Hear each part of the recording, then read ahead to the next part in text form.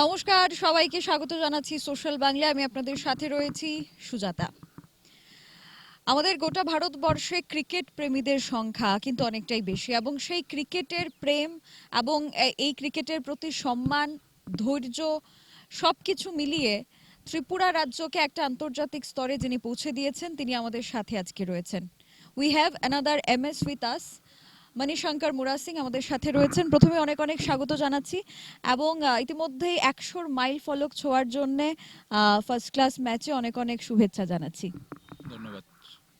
প্রথমত এটা জানতে চাইবো যে এই 100 মাইল ফলক ছোঁয়া এবং সেখানে একের পর এক সংবর্ধিত করা হচ্ছে আপনাকে, কি মেসেজ দিতে চাইবেন যে কতটা পরিশ্রম সেখানে হয়েছে? আমি যতটুকু জানি 14-15 থেকে আপনি খেলা শুরু করেছেন, 2014-15 থেকে, এবং এই এতটা বছরে এতগুলি ম্যাচ, রঞ্জি ম্যাচ, সেখানে অনেকটা উত্থান পতন ছিল। কতটা এক্সাইটেড লাগছে এই মুহূর্তে এসে দাঁড়িয়ে, আজকের দিনে এসে দাঁড়িয়ে? প্রথমত অনেক আমি খুশি যে আমি একটা মাইলস্টোন অ্যাচিভ করেছি, বা ওটাও আছে যে হ্যাঁ, মাইলস্টোন এত ইম্পর্টেন্স দেয় না ক্রিকেটে। অবভিয়াসলি আপনি যদি খেলাটা চালিয়ে যান ছোটোবেলা থেকে, একটা এম তো থাকে যে হ্যাঁ, আমাকে খেলতে হবে উপরের লেভেল। তো ওটাই এম ছিল। আর প্লাস যতটুকু আমি পেরেছি অ্যাসোসিয়েশনকে দেওয়ার, তো এতটুকু আমি দেওয়ার চেষ্টা করেছি। আর প্লাস আগেও আগামী দিনেও যতটুকু পারবো এত দেওয়ার চেষ্টা করবো অ্যাসোসিয়েশন আর প্লাস স্টেটকে। আর ওটাই আমার প্ল্যান ছিল যে ফিট থেকে পারফরমেন্স করে আর প্লাস টিমকে কতটুকু সাপোর্ট করতে পারি, ওটাই ছিল আমার আগের থেকেই মোটিভ, যে আমার ক্রিকেট খেললে এই জিনিসটা করতে হবে, প্লাস ফিটনেসটা তো নিশ্চয়ই রাখতে হবে, যে এখন দিনে ফিটনেসটা রাখলে অনেক ইম্পর্টেন্ট। তো ওটাই আমার প্ল্যান ছিল। আর প্লাস ঠিকঠাক খুশি। ইতিমধ্যে আপনাকে টিটিএডিসির ব্র্যান্ড অ্যাম্বাসেডর ঘোষণা করা হয়েছে। তো নিজের রাজ্য থেকে যখন অ্যাচিভমেন্টগুলি পাওয়া যায়, যখন নিজের রাজ্যের মানুষ এতটা সংবর্ধনা, এতটা ভালোবাসা দেয়, তখন কেমন লাগে? হ্যাঁ, অবভিয়াসলি অনেক খুশির ব্যাপার। কেননা কি, এই তোমাকে যদি যে কোনো এডিসি হোক বা স্টেট থেকে কোনো সম্বোধনা বা কোনো একটা ওনার দেওয়া হয়, তাহলে তো খুশি, অবভিয়াসলি খুশির ব্যাপার এটা। আর প্লাস যে কোনো স্পোর্টসম্যানের জন্য একটা অ্যাচিভমেন্ট এটা, এই কি আপনাকে স্টেট থেকে ফলো করছে আর এডিসি থেকেও বা ফলো করছে জিনিসটা। তো আমি থ্যাঙ্কফুল এডিসিকেও, টিটি এডিসিকেও, আর প্লাস স্টেট গভর্নমেন্টকেও থ্যাঙ্কফুল যে এই অনুষ্ঠান, প্লাস টিসিকেও থ্যাঙ্কফুল যে অনুষ্ঠানটা করার জন্য। আর প্লাস আমি অনেকটাই খুশি যে স্টেটে স্পোর্টস নিয়ে অনেক চিন্তাভাবনা চলছে, তো ওটা আগে চলে যাবে। ত্রিপুরা ক্রিকেট টিমের দায়িত্ব আপনার কাঁধে, আপনি টিমের ক্যাপ্টেন। তো সেই ক্যাপ্টেন্সিটা ধরে রাখা, বা অ্যাজ এ ক্যাপ্টেন সেখানে দলকে একটা পারফরমেন্স দেওয়া, দলকে নিয়ে চলা, সেক্ষেত্রে এখনের যে টিম আপনার কাছে রয়েছে, আপনি কতটা স্যাটিসফাইড? এবং আমাদেরকে যদি একটু বলেন যে টিমে কারা কারা রয়েছেন বেস্ট প্লেয়ার হিসাবে, কাদেরকে নিয়ে আপনি ভবিষ্যতে ভাবছেন, পরিকল্পনা করছেন? না, অবভিয়াসলি আমি ক্যাপ্টেন তো এই বছর আবার হয়েছি, আর প্লাস আগেও ছিলাম। আর এটাই বলবো যে ক্যাপ্টেন না থাকলেও যে টিমকে নিয়ে যাওয়া, প্লাস টিমকে কতটুকু ম্যাচ জিতানোর দিক দিয়ে, প্লাস হেল্প করার দিক দিয়ে যতটুকু পারি ওটা চেষ্টা করি। আর প্লাস এখন নতুন যারা আছে, যেমন বিক্রম কুমার দাস, শ্রীদাম পাল, তারপরে হনুমান বিহারি, বিজয় শঙ্কর, স্বপ্নিল সিং, আর এদিকে অভিজিৎ সরকার, অজয় সরকার, রানা দত্ত, প্লাস বিক্রম দেবনাথ, ওরা আছে খুবই ট্যালেন্টেড। আর প্লাস অনেক দিন রানা দত্ত অনেক দিন ধরে খেলে যাচ্ছে, ও 100তম ম্যাচ করতে যাবে আগামী দিনে। প্লাস ও এখন ইনজোর্ড, তাই ম্যাচ কন্টিনিউ করতে পারেনি, কিন্তু ও থাকলে আরও বেটার হতো আমাদের। প্লাস ও এখন যেহেতু নেই, প্লাস ওর জায়গায় যে খেলছে ও বেটার করছে, আর প্লাস ভালো করছে। আর টিমটাকে আমরা যেটুকু পারি একটা গুড এনভায়রনমেন্ট দিতে চেষ্টা করছি আমরা। আর প্লাস পারফরমেন্স হচ্ছে, ঠিকঠাক হচ্ছে। আরও চেষ্টা করব যে আগামী দিনে ইয়াংরা এসে আরও ভালো পারফরমেন্স দেওয়ার, প্লাস স্টেটের নাম উঁচু করার ন্যাশনাল লেভেলে। তো ওটাই আমাদের চেষ্টা, প্লাস অ্যাসোসিয়েশনের চেষ্টা আছে ওটার মধ্যে। আর নিশ্চয়ই আমরা আরও ভালো খেলতে চেষ্টা করব। আর প্লাস নেক্সট আমরা টার্গেট থাকবে যে ত্রিপুরা ক্রিকেট অ্যাসোসিয়েশন যাতে আমরা বড় লেভেলে কোয়ালিফাই করি আর প্লাস যে কোনো ট্রফি জেতার, ওটাই আমাদের প্ল্যানিং থাকবে। একেবারেই। এবং আপনি নিশ্চয়ই দেখে থাকবেন যে ত্রিপুরায় আপনার কত ফ্যান রয়েছে এবং সেই ফ্যানের একটা এক্সপেকটেশন সেখানে অবভিয়াসলি ইন্ডিয়ান প্রিমিয়ার লিগ নিয়ে থাকে এবং আমরা অনেকটা হার্ট ব্রেকিং মুমেন্ট সেখানে ফ্যানদের জন্য আমাদের জন্য থাকে যখন সিলেকশন হয় না। আমরা দেখেছি সৌরভ গাঙ্গুলিকেও আপনার বিষয়ে কথা বলতে ত্রিপুরায় এসে অ্যাজ এ অলরাউন্ডার আপনি সেখানে বিসিসিআই থেকে অ্যাওয়ার্ড পেয়েছেন। তো আপনার জন্য এটা হার্ট ব্রেকিং নিশ্চয়ই হবে না বিকজ আপনি একজন প্লেয়ার, কিন্তু ফ্যানদের জন্য সেটা হার্ট ব্রেকিং। তো কি বলতে চাইবেন এই যে আইপিএল এর টিম বা আইপিএল যেভাবে সেখানে সিলেক্ট করছে অন্যান্যদেরকে, তো ত্রিপুরাকে কেন সেখানে দেখছে না?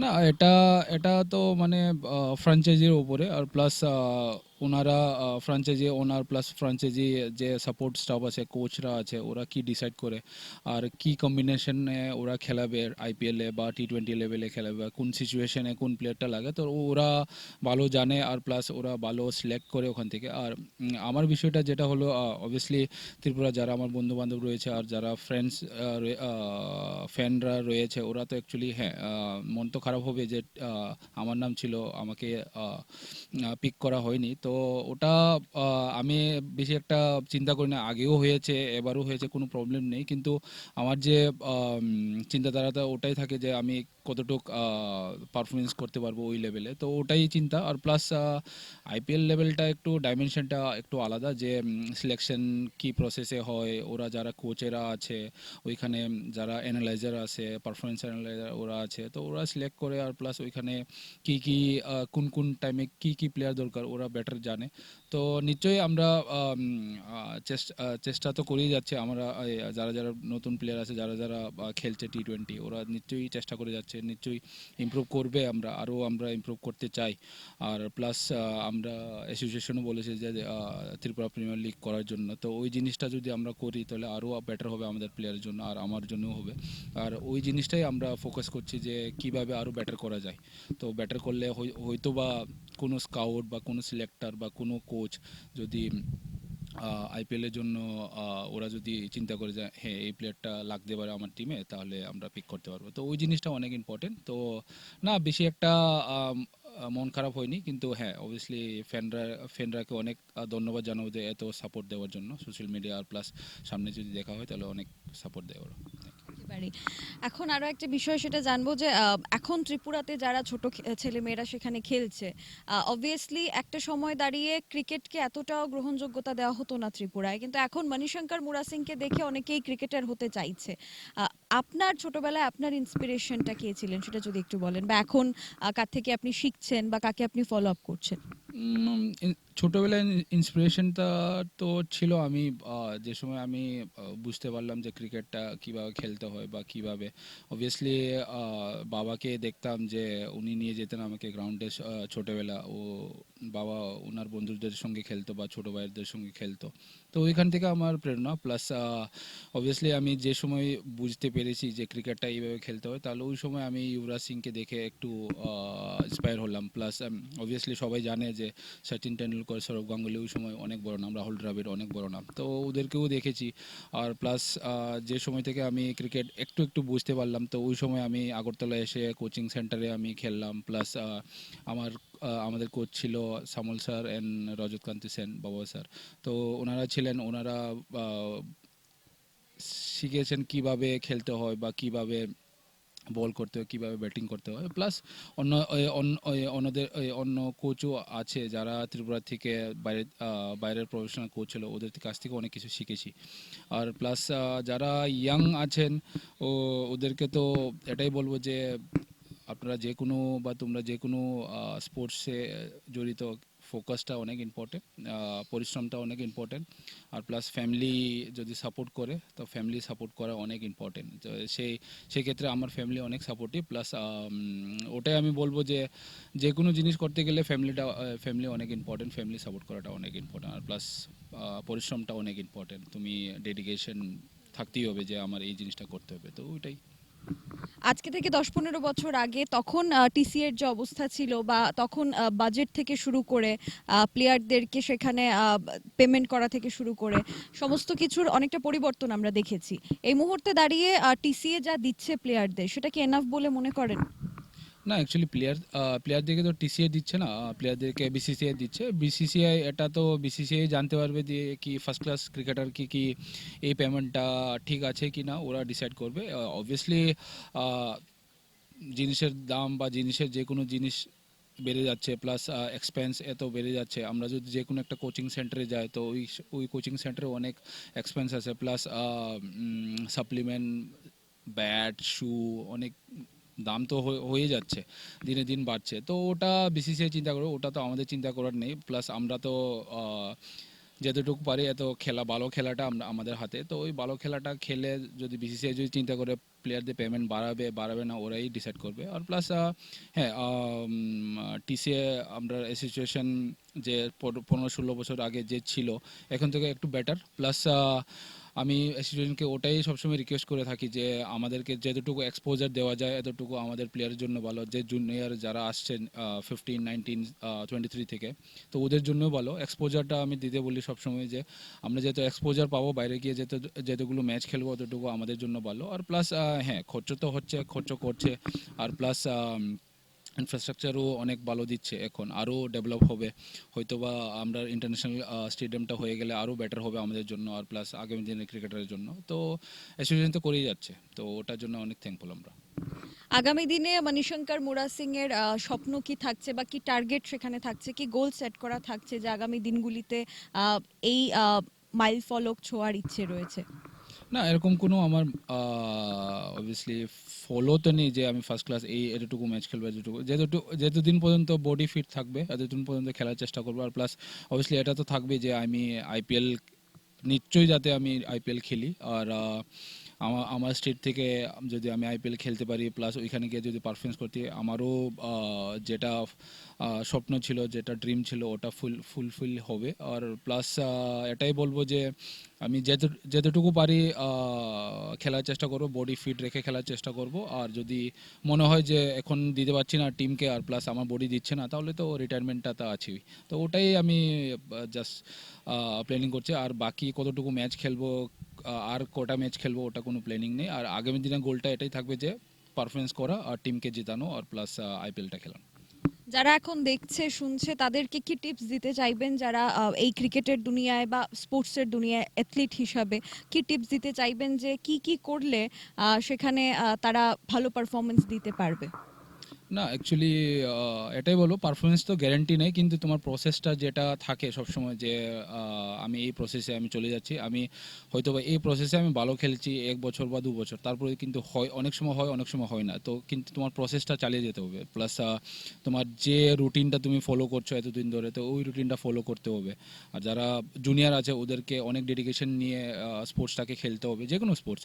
তোমার পরিশ্রম করতে হবে, যে কি কি করলে আমি কোন কোচের সঙ্গে কথা বলবো, কোন কোচের সঙ্গে প্র্যাকটিস করলে আমার বেটার হবে, ওটা জানতে হবে ওর। প্লাস প্যারেন্টসদেরকেও জানতে হবে। তো ওই জিনিসটা অনেক ম্যাটার করে আমাদের স্পোর্টস সেক্টরে। আর প্লাস পরিশ্রমটা অনেক ম্যাটার করে, আর ডেডিকেশনটা অনেক ম্যাটার করে। তো আমি ওটাই জুনিয়রদেরকে বলবো, আর যারা সিনিয়র লেভেল খেলছে ওদেরকেও বলবো যে প্রসেসটা অনেক ইম্পর্টেন্ট, তুমি যেটা চালিয়ে যাচ্ছ ওটাই করতে। আর plus good quality of practice বা গুড কোয়ালিটি অফ যে কোনো জিনিস তুমি যেটা করো ওটা করতে। আর প্লাস এটাই আমি বলবো যে লেগে থাকতে, মানে ডিসহার্টেন হয়ে যদি ছেড়ে দেয় তাহলে তো ছেড়েই দিলে। কিন্তু ওই জিনিসটাই আমি বলবো যে যতটুকু পারো লেগে থেকো, যদি লাস্ট পর্যন্ত যদি না হয় তারপরে তোমার উপরে। তো ওটাই আমি বলবো। আপনি রিটায়ারমেন্টের কথা বলছিলেন, একটা আউট অফ দ্য বক্স গিয়ে কোয়েশ্চেন করতে চাইবো। আর আমরা দেখি অনেক ক্রিকেটারদেরকেই আফটার রিটায়ারমেন্ট পলিটিক্স জয়েন করতে। তো আপনাকে কি দেখা যাবে সেই পর্যায়ে? এটা তো এখন বলতে পারছি না। অবভিয়াসলি হ্যাঁ, যদি কোনো পলিটিক্যাল পার্টি বা যে কোনো যদি পার্টি অফার করে তো ওই সময় চিন্তা করব, এখন তো চিন্তা করছি না ওই জিনিসটা নিয়ে। আর প্লাস এখন ক্রিকেট খেলছি, যেটুকু পারে ক্রিকেট খেলার চেষ্টা করব। ক্রিকেটের পরে যেটা হবে ওটা ওই সময় বুঝতে পারবেন, আপনারা তো থাকবেন, আমিও থাকবো। তো ওই সময় আপনি ওই জিনিসটা জিজ্ঞেস করলে আরও বেটার হবে। হোয়াট ইউ থিঙ্ক যে কি কি চেঞ্জেস করা প্রয়োজন? আপনার হাতে যদি অ্যাডমিনিস্ট্রেশন থাকতো অ্যাজ এ ক্রিকেটার হিসাবে কি কি চেঞ্জ করলে সেখানে ছেলে মেয়েদের ভালো হবে? না, যেটা অ্যাসোসিয়েশন করছে এখন ঠিকই চলছে। আর প্লাস যেটা আমি বললাম আপনাকে যে এক্সপোজার জিনিসটা আমরা আরও দিতে হবে, আর ফেসিলিটিস জিনিসটা আরও প্লেয়ারদেরকে আরও বেশি বেশি করে দিতে হবে। আমরা যদি চিন্তা করি যে এই ফেসিলিটিস দিয়ে আমরা উপরের লেভেল খেলা, সেটা মনে হয় না হবে 1-2 বছর বা 3 বছরে। কিন্তু আমরা অ্যাসোসিয়েশন যদি আমি যদি চালাতাম বা যারা চালাচ্ছে ওরাও চালাচ্ছে, তো ওদেরকে আমি সবসময় বলে থাকছি যে আমাদের জুনিয়র লেভেল থেকে অনেক প্লেয়ারগুলো উঠতে হবে। আর plus obviously under 18, under 16 tournament, under 14 tournament চালাচ্ছে ওনারা, তো অবভিয়াসলি ওখান থেকে প্লেয়ার আসবে। তো ওই জিনিসটা আরও বেশি বেশি করে করতে হবে। আর প্লাস ভালো উইকেট, ভালো ফেসিলিটিস, ভালো জিম, ভালো সুইমিং পুল আর ভালো কোচরা, ওই জিনিসটা দিলে হয়তোবা আরও প্লেয়ার আসবে, আর হয়তোবা আমরা আরও উপরের লেভেলে খেলতে পারবো। তো ওই জিনিসটা আমি অ্যাসোসিয়েশনকে সবসময় রিকোয়েস্ট করে থাকি, ওরা দিচ্ছে, আর আরও আগামী দিনে আরও ফেসিলিটিস দেবে ওরা। Thank you so much for your precious time. আমরা সরাসরি কথা বললাম, অনেক বিষয় জানতে পারলাম। আপনারা ইতিমধ্যেই জানেন যে ফার্স্ট ক্লাস ম্যাচে কিন্তু 100 পার করেছেন মণিশঙ্কর মুরা সিং, ত্রিপুরা ক্রিকেট টিমের যিনি বর্তমান ক্যাপ্টেন রয়েছেন, অলরাউন্ডার, এবং ইতিমধ্যেই আন্তর্জাতিক লেভেলে ত্রিপুরার মান তিনি সেখানে উন্নত করেছেন, ত্রিপুরার নাম তিনি নিয়ে গেছেন। আরও একবার ধন্যবাদ জানাবো আপনাকে আমাদেরকে সময় দেওয়ার জন্য। ক্যামেরায় অলোকের সাথে আমি সুজাতা, দা সোশ্যাল বাংলা।